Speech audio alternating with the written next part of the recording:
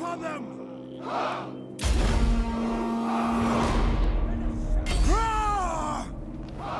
Hey, what is going on guys? Danny here, and in this video I'm going to be showing you guys some gameplay of Total War Warhammer for the PC, and talking about how it performs on my system, which has some mid to high level enthusiast hardware. Total War Warhammer is a strategy RTS which involves tons of on-screen characters going to battle to save their land or conquer one.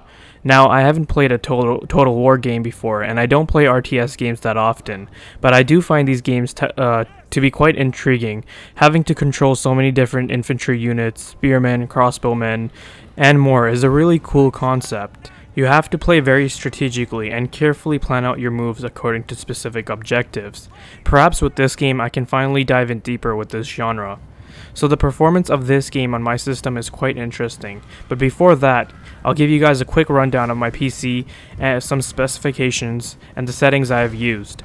I have an Intel Core i5-6600K which has been overclocked to 4.6 GHz, paired with 8 GB of DDR4 memory clocked at 28 MHz. For our graphics card, we have an MSI Radeon R9 390 running at a graphics core clock of 1060 MHz and 1525 MHz to the VRAM. Moving on to the settings that I've configured, I'm running this game at full HD resolution 1920 by 1080, with pretty much all of the settings turned up to the max and the MSAA quality at 2x.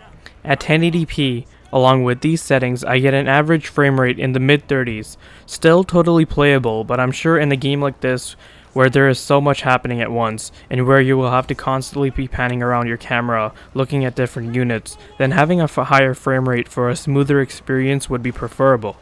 Zooming out into an area where there aren't a lot of units, the average frame rate will increase into the low 40s. When I zoom into where the battle is happening and get a closer look at the characters, that is where I notice the performance depreciate further.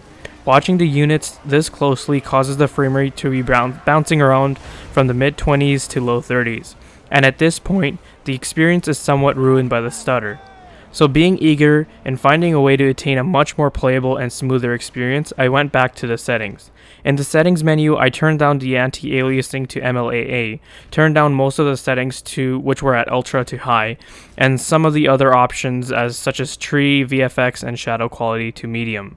Once that was done, I immediately noticed a significant bump in performance. While zoomed out, I was able to obtain an average FPS in the mid-50s, and zooming into the units, the FPS would drop into the mid to high 40s. A great improvement and no stuttering mess. Although it wasn't a locked 60 FPS, it was still drastically better than how the game ran before, at the cost of minimal visual details. If you're dead set on trying to obtain a locked 60, then I would turn down all of the settings to medium, and completely disable anti-aliasing. The game won't look totally bad, and I'm sure many won't really care, especially since your mind will be focused on the battles and objectives of this game.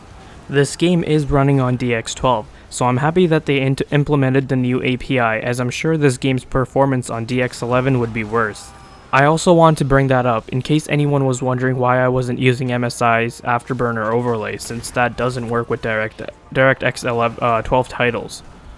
Hopefully, we see some updates or patches from the devs in the near future to help boost performance so we can enjoy that eye candy. AMD's driver game, as usual, is on point, since they had released driver 16.5.3 which has support and crossfire profiles for this game, so definitely download that if you haven't already done so. Well guys, that pretty much covers what I had to say in regards to Total War Warhammer's performance on my system.